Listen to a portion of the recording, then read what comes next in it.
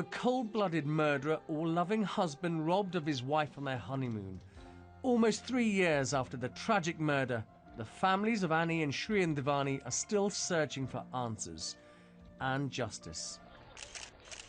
Dewani is fighting extradition to South Africa on grounds of his mental health. Prosecutors there believe the young businessman hired local hitmen to kill his new bride. Her new husband accused of paying for the murder. He did partake in the killing of the wife. But a panorama documentary to be broadcast next week claims its investigation will expose fundamental mistakes both in the police investigation and in the interpretation of forensic evidence. The claim has outraged Annie's family. I started reading about this and I said, no, this is very wrong. Her uncle Ashok, speaking from his Swedish home, told me the programme makers were acting as judge and jury, and any evidence that might clear Dewani should be presented by his defence team in a South African court, not on prime-time television. What BBC is doing is not correct. This programme should not be run before the trial. The experts they have can be cross-examined. This case hasn't been in the courts, and the way I see it, BBC is acting as the defender's defence.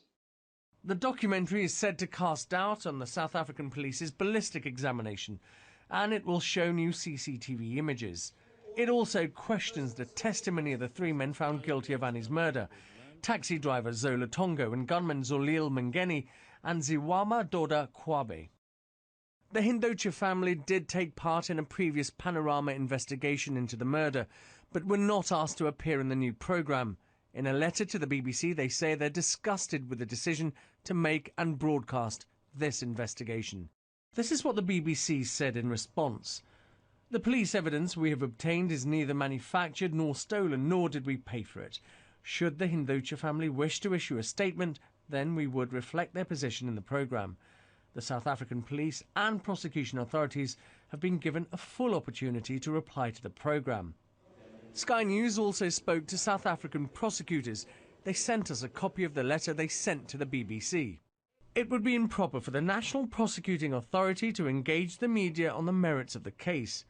To do so will be to subject Mr Dewani to a trial by media, a concept foreign to the RSA and a practice that will violate Mr Dewani's right to a fair trial.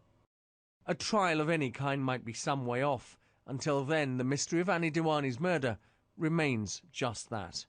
Ashish Joshi, Sky News.